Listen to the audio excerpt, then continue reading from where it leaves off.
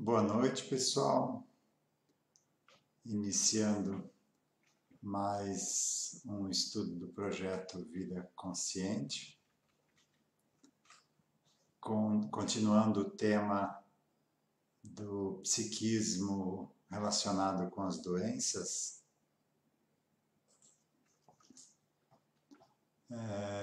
Então, para iniciar, rogamos sua amparo e a proteção da espiritualidade que nos acompanha, que possamos ser intuídos da melhor forma de passar o material. Lembrando que este ano o CEPA elegeu como o ano do Evangelho, o Evangelho, na realidade, é um manual do bem viver. Ele traz uma série de leis universais, enunciados de leis universais, que nos indicam o melhor caminho a ser percorrido para que a gente não sofra, para que a gente tenha vidas cada vez mais tranquilas. Só que a gente não entendeu isso. Então, a gente não botou em prática essas orientações do Evangelho. E com esse estudo aqui, a partir da codificação da doutrina espírita, a gente entendeu melhor isso. Muitas outras religiões também têm esse mesmo entendimento, não é exclusividade do espiritismo.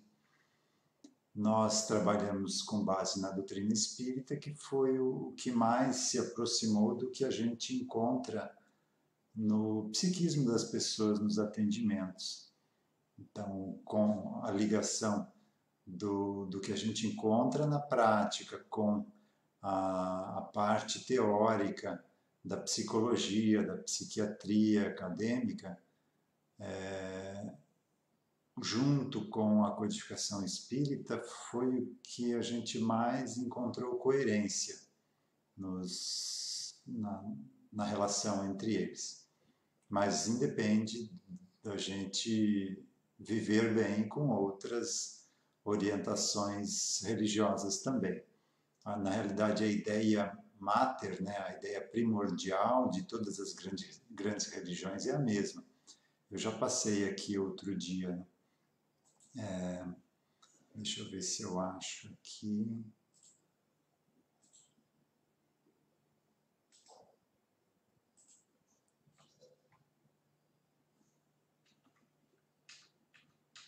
Esse aqui, ó. Não faças aos outros aquilo que não queres que eles te façam. Isso lá da China, do confucionismo. Então tem todas, no budismo, no hinduísmo, islamismo, sikhismo, jainismo, zoroastrismo, taoísmo, judaísmo, no cristianismo. Tudo que vós quereis que os homens vos façam, fazei-lhe também vós, porque esta é a lei e os profetas.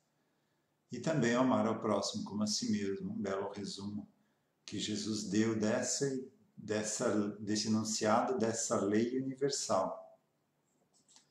Então, a ideia básica das grandes religiões é a mesma. O que importa é a gente seguir essa orientação. Não adianta a gente ser um expert, um estudioso disso, mas não botar em prática. Então, esse é o chamado do CEPA para o ano do Evangelho, né? Que a gente comece a botar em prática o conteúdo, né? O Evangelho segundo o Espiritismo se atém mais às questões morais do Evangelho, não entra nas discussões históricas, e sim no ensinamento moral contido ali. Resumindo, é o amar ao próximo como a si mesmo, perdoar 70 vezes 7, não julgar, amar os inimigos. Então, se a gente conseguir botar em prática esses 4 itens aí, a gente não precisa mais se preocupar, mas botar em prática mesmo, não é saber. Além disso, também, uma utilização do Evangelho que a gente pode trazer para o nosso dia a dia é o Evangelho no lar, que a gente pode escolher aí um dia da semana para fazê-los, então de uns 15, 20 minutos ou menos. Cada família faz de acordo conforme fica melhor para cada um. No Evangelho segundo o Espiritismo, na primeira folha, tem um pequeno roteiro de como fazer. Se alguém tiver interesse, é muito bom. Ele traz harmonia para casa, para os ocupantes da casa. E é uma boa ferramenta que a gente pode usar, principalmente nesse momento agora que a gente precisa ficar confinado.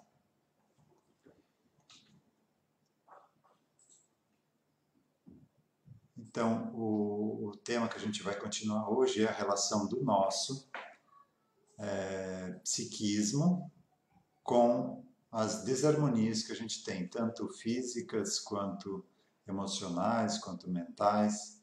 Então, a gente trouxe aqui uma relação do que a gente atendeu com as causas que a gente encontrou de cada uma dessas dificuldades. Não quer dizer aqui que é isto, sempre a gente orienta para investigar, para tratar, para atender. Porque duas pessoas que passam pelo mesmo trauma vão ter registros diferentes e vão lá na frente ter desarmonias, ou um pode ter desarmonias e outro não, diferentes. Então sempre é importante investigar. Aqui a gente traz como estudo, como informação, para a gente ter uma ideia de como o ser humano funciona. E a partir daí a gente saber também como lidar com a nossa vida, como conduzir melhor a nossa vida.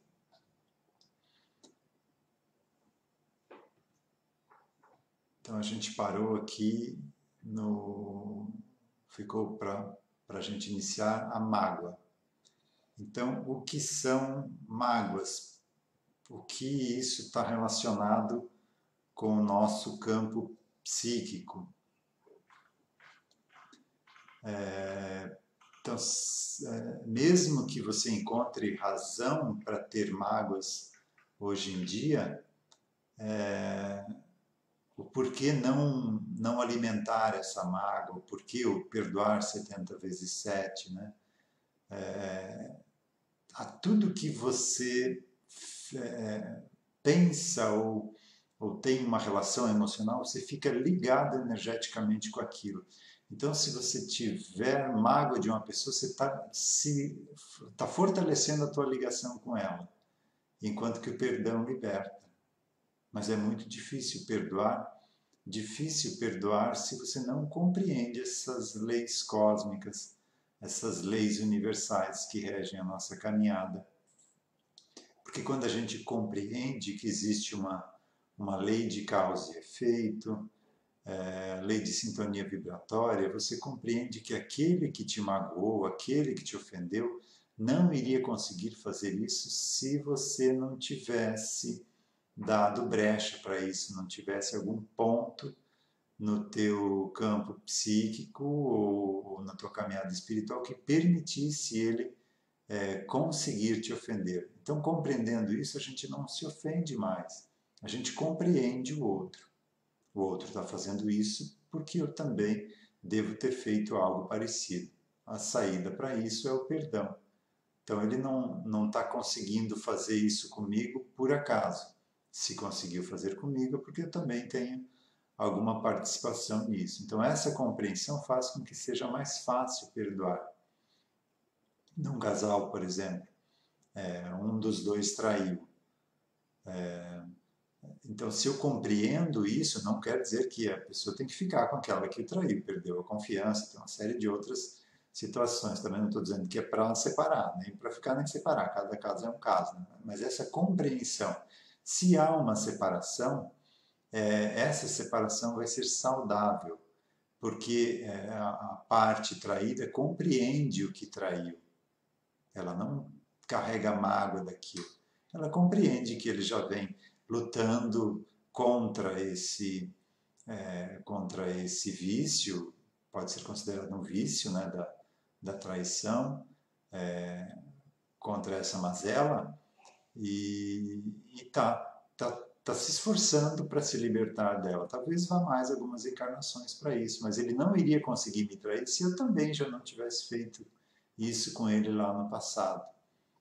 Então, são muito raros os casos que a pessoa é traída e ela não tem participação nenhuma. Então, mas são casos que a pessoa está madura também. Ela está um pouco mais preparada para isso. ela veio com essa proposta de tentar fazê-lo conseguir passar por essa provação. Então também não se melindra, não se ofende com isso. Então, mesmo que haja separação, há uma separação sadia. Mesmo que continuem juntos, não se cria aquela mágoa. Você compreende o que aconteceu e aceita conviver com aquilo para auxiliar a pessoa a se fortalecer, se a pessoa realmente está querendo mudar, né? Mas, como eu falei antes, cada caso é um caso e cada casal que decida por si mesmo o que vão fazer com isso. O que eu passo aqui é a compreensão do que está por trás de um acontecimento para que seja mais fácil a aceitação dele. Então, voltando à mágoa aqui. Então, é um desgosto, um pesar, amargura ou tristeza guardada por algum motivo. Então, se não for eliminada essa mágoa, poderá gerar sintomas que se transformarão em doenças graves e de difícil diagnóstico e difícil tratamento também, porque se automatiza, é uma doença autoimune, muitas vezes, e condiciona-se como um reflexo, gravando-se nas estruturas perispirituais, no corpo energético. Por isso Jesus sempre recomendou, então, perdoar 70 vezes 7, porque o perdão liberta. Aí teve eu assisti uma palestra de uma psicóloga, se eu não me engano, e o título da palestra era esse: se você quiser se vingar de alguém, perdoa. Porque você deixa ele sozinho, você não está mais ligado a ele energeticamente. Então, o perdão liberta. O que é difícil é a gente conseguir se libertar dos nossos atavismos, do nosso egoísmo, do nosso orgulho. Então, tudo isso a gente veio tratar aqui e estamos bem servidos de situações para trabalhar tudo isso. Né? Problemas com as mãos, dormência ou formigamento. Né? Então, o que pode causar isso? Pode ser acúmulo de energia bioplasmática nas mãos, ou seja, a pessoa veio para trabalhar essa energia, com energia de cura, com outro tipo de mediunidade, ou com reiki. Então, se ela não coloca em uso essa energia que ela se propôs a utilizar, ela vai ter esse problema, desse desconforto nas mãos. E isso mais como um chamado de atenção, né? Olha, algo aí precisa ser revisto, veja o que não está sendo feito e faça algo a respeito. Então, toda desarmonia que acontece com a gente é um chamado de atenção para algo que precisa ser ou revisto, ou ressignificado, ou ser feito.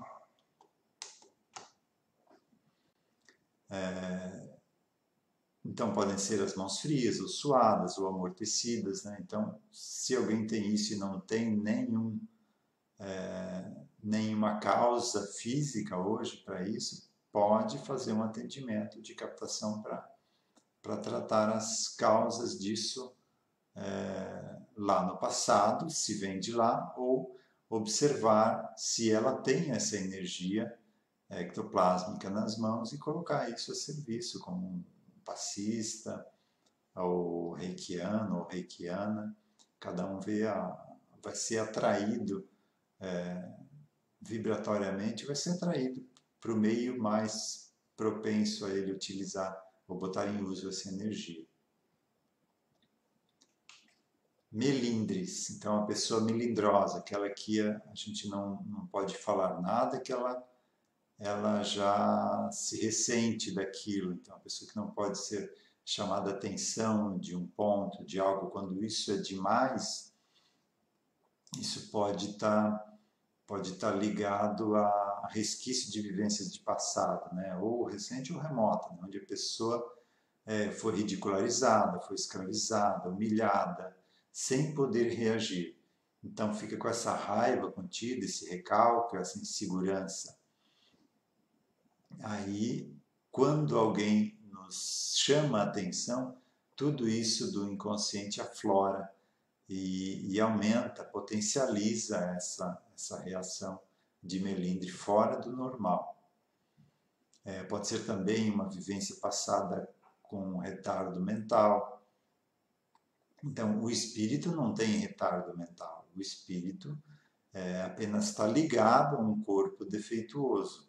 Então, em espírito, ele percebe toda a situação que está acontecendo e se ressente da forma como é tratado pelos outros, né? Como um incapaz, como um inútil, como um estorvo. Então, essas reações emocionais ficam gravadas no psiquismo. E hoje a gente percebe isso para trabalhar. Então, como eu falei antes, tudo é um chamado de atenção para que a gente observe e trate cada um desses aspectos.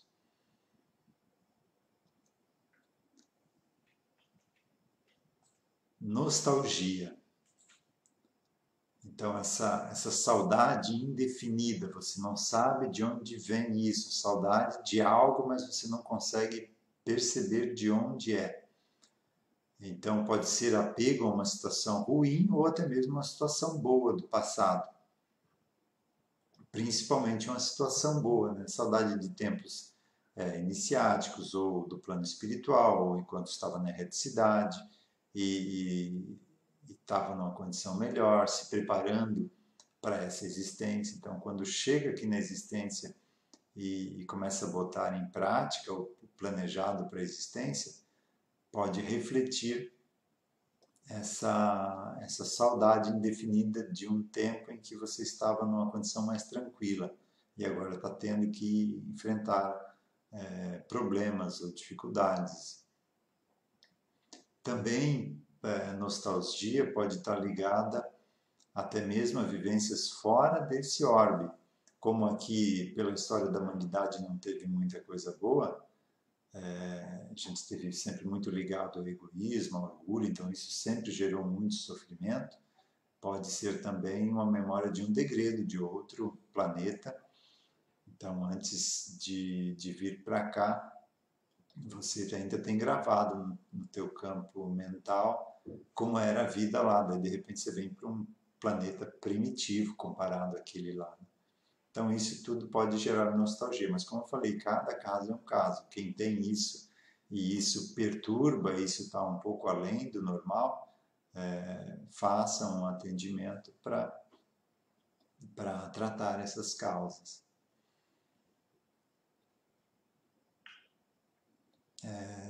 Próximo item, obesidade. Então, pode ser mortes por fome, uma vivência de miséria, a necessidade de compensação por alguma perda ocorrida no passado, ou nessa vida ou em outra, né? Então, a pessoa quer compensar ou pela comida ou pela bebida. Aqui a gente está falando da obesidade, né? Então, pode ser necessidade de autodefesa contra decadências ou quedas morais. Então, uma pessoa que teve um corpo muito bonito numa existência e se perdeu por conta de ser muito bonita, por exemplo, agora, ou foi violentada sexualmente por ser muito bonita, hoje em dia ela procura deformar o corpo para evitar aquele tipo de sofrimento, que só quem passa consegue entender o que é uma agressão desse tipo. Então gera esse mecanismo de defesa, ela deforma o corpo para não passar mais por aquela situação de sofrimento. Pode ser também a prevenção ou rejeição ao parceiro atual, digamos, ela está casada com ele porque foi atraída, se programou para estar com esse parceiro hoje. Mas no passado esses dois têm muitas divergências, atritos que precisam ser ressignificados. Então, essas divergências ainda estão, essas memórias ligadas a essas vidas passadas estão afloradas no psiquismo e elas estão vivas, estão vibrando ali. E gera na pessoa hoje essa necessidade de se proteger do outro. Então, inconscientemente, ela acaba exagerando na comida para ir deformando o corpo, como um mecanismo de defesa. Então, a obesidade pode ter várias causas aí, mas o trabalho psíquico ajuda muito na pessoa conseguir mudar seus hábitos alimentares. Então, se for no caso, por exemplo, de uma morte por fome ou vivência em miséria, a pessoa, essa vida lá do passado, essa memória está vibrando no inconsciente. Então, eu aqui na ponta encarnada sinto a vibração de fome que vem do inconsciente. Então, eu me alimento. Mas quem está preso lá no inconsciente, nessa memória, nessa fixação mental de fome, não percebe, não recebe a saciedade de volta. Porque ela está presa num circuito fechado, num monoideísmo. Ela está presa naquela situação da fome. Então, após eu me alimentar, eu sinto a necessidade de comer de novo. Porque essa memória de passado fica vibrando constantemente, a fome. Então, se eu não me atentar a isso, se eu não perceber que é isso, é difícil eu conseguir resolver essa situação. Fica aquelas pessoas que ficam no efeito sanfona, né? Fazem uma dieta, conseguem emagrecer, aí quando chegaram no seu objetivo, quando vêm, já estão de novo acima do peso, porque a causa está lá ainda. Então, se você trata essa causa, fica mais fácil da pessoa com uma reeducação alimentar conseguir manter essa reeducação.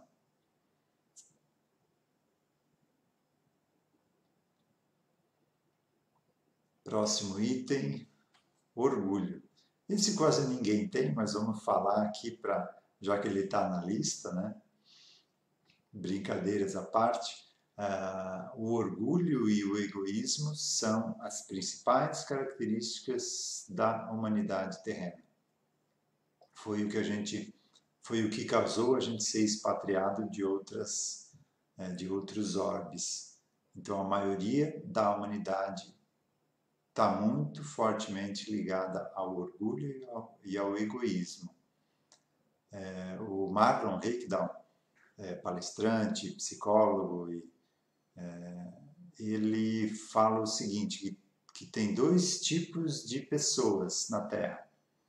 As que são orgulhosas e as que não sabem que são. Então já explica aí o motivo da maioria da população terrena estar muito fortemente ligada ao orgulho. Então é uma altivez exagerada, conceito exagerado de si próprio, demasiado amor próprio, soberba, apego a existências passadas onde a criatura foi muito rica, importante, prestigiada, ou famosa por alguma razão. Então, tudo isso fica vibrando e faz a pessoa ter o nariz empinado, esperar que todo mundo esteja num tapete vermelho para ela passar. E só que somos 7 bilhões de orgulhosos esperando que os outros 7 bilhões estejam num tapete vermelho. Aí não dá certo, né? Então, somos atraídos por afinidade para que a gente mesmo se conserte. Então, o orgulho está ligado a muitas e muitas situações de passado. Então, trabalhando esse autoconhecimento, essa reforma íntima, vai auxiliando a gente a lidar com ele.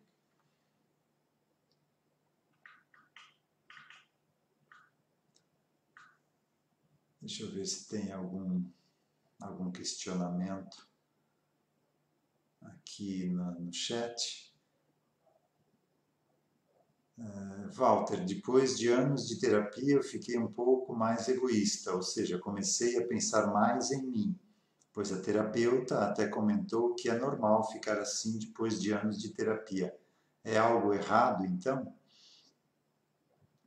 Então, o que é egoísta?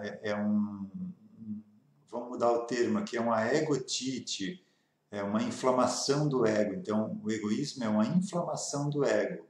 Ele está além do normal. Então, toda vez que o ego se sobrepõe ao self, é uma patologia. É algo que prejudica o nosso crescimento. Mas tem que definir aí se isso é egoísmo ou não, se isso é amor próprio, se você está se valorizando. Uma pessoa que antes fazia tudo para todo mundo e não pensava em si mesma, não se cuidava, não se valorizava, de repente começa a se valorizar, não é egoísmo. Ela está colocando os pingos nos is. Não está sendo escrava nem boba de ninguém. Não está se deixando mais controlar. Então você tem que observar qual foi essa mudança. E de repente não chamar isso de egoísmo, se não for realmente egoísmo. O egoísmo é aquele que pensa em si mesmo, não importando se isso vai prejudicar os outros. Uma pessoa que está melhorando o seu amor próprio, ela está se valorizando, mas não prejudicando ninguém. Mesmo que quem está do outro lado acha que está sendo prejudicado, porque ele não tem mais aquelas comunidades, não tem mais um escravo ali do lado, uma escrava do lado, fazendo as vontades, né? Então tem que ser muito bem observado o que é essa mudança.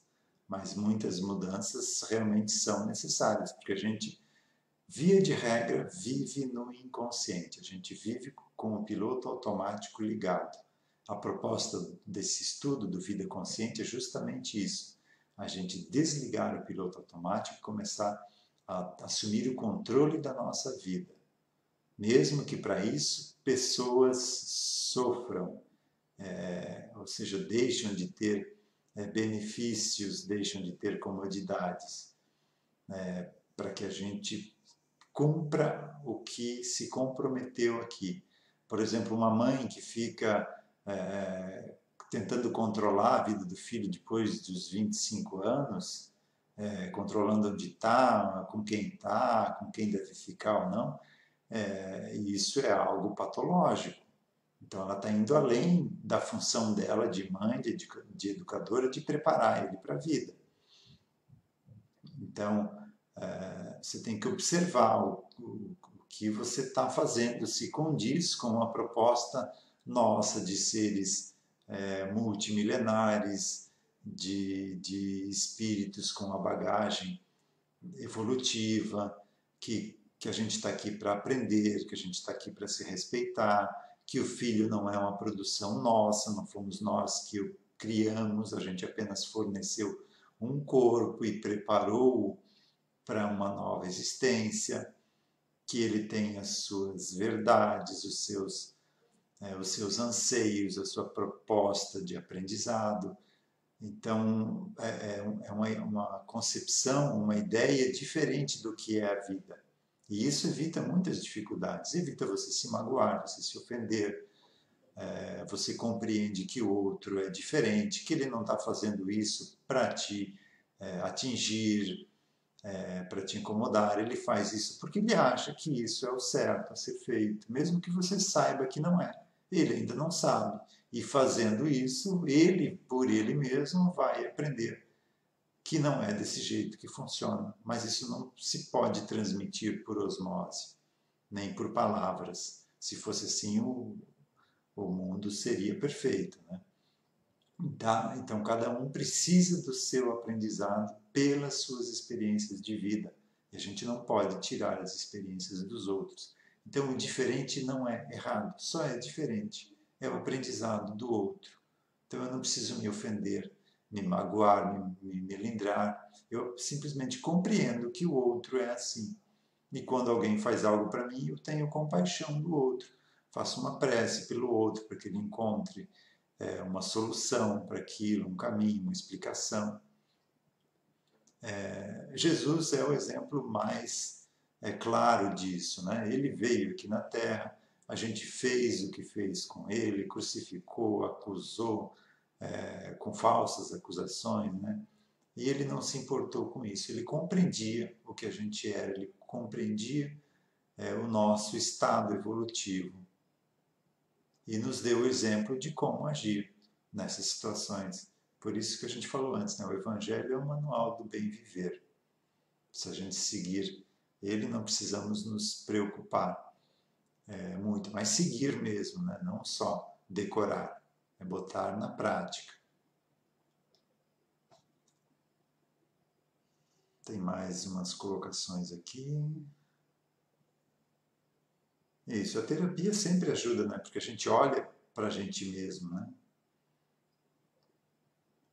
Então, o olhar para dentro, é voltar o olhar para nós mesmos. Esse é o início do autoconhecimento, da reforma íntima. Eu só vou reformar aquilo que eu reconheço.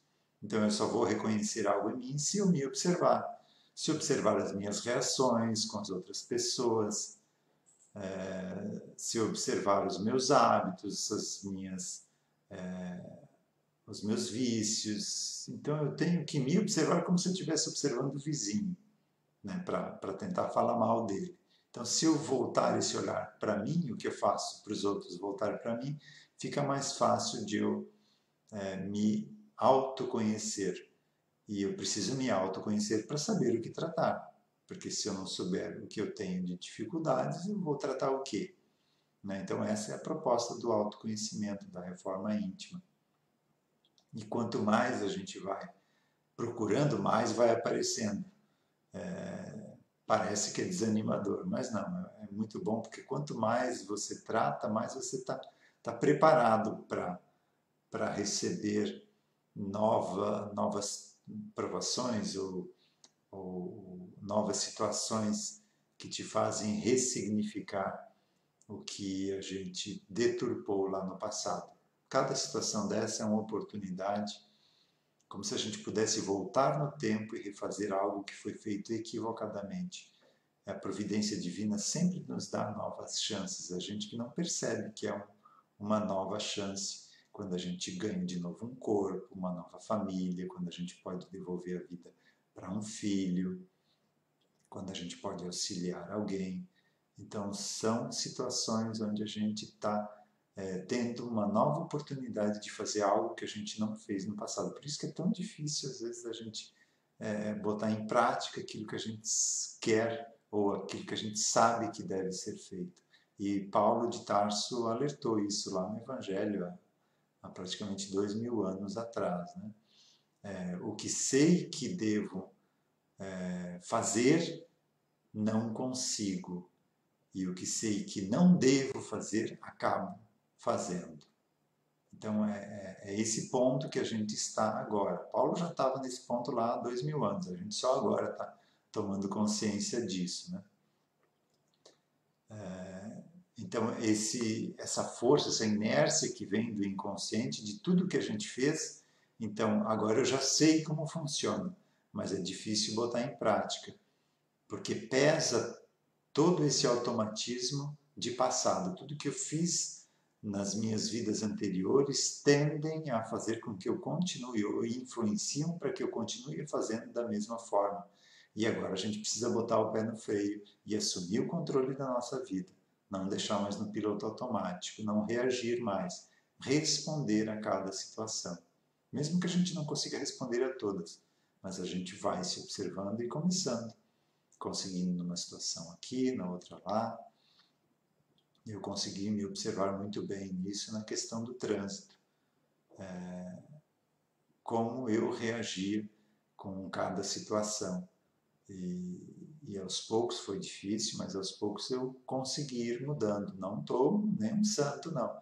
Mas não me estresso mais quase nada lá no trânsito. Dificilmente eu perco o controle, eu perco a paz, a minha paz. Né? A minha paz agora está mais cara, não é qualquer um que vem e leva ela embora. Então a gente vai compreendendo melhor o funcionamento do ser humano e isso a gente leva para os outros campos também da nossa vida, não só para o trânsito.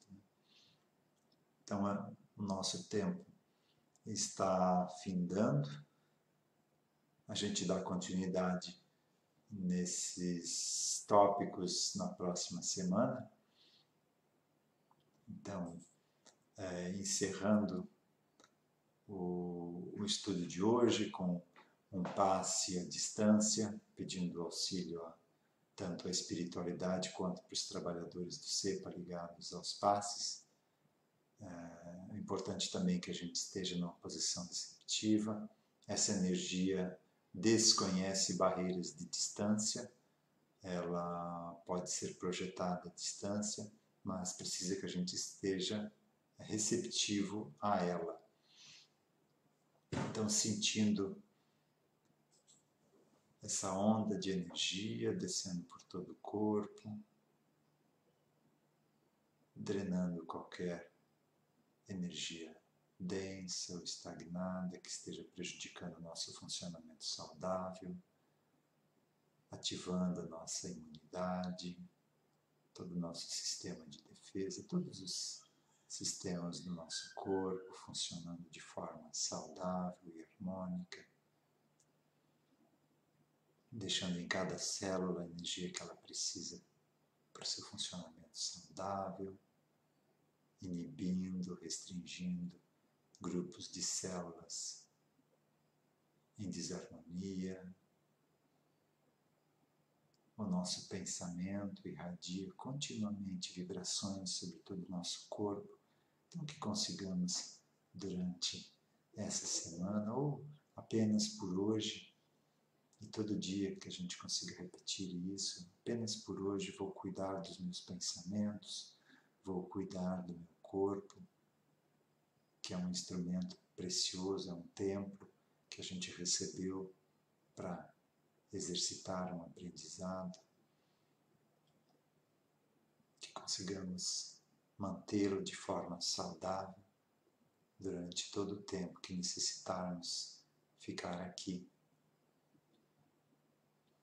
sentindo essa energia se expandindo para toda a residência, para as pessoas que convivem conosco, para o nosso local de trabalho, os companheiros de trabalho.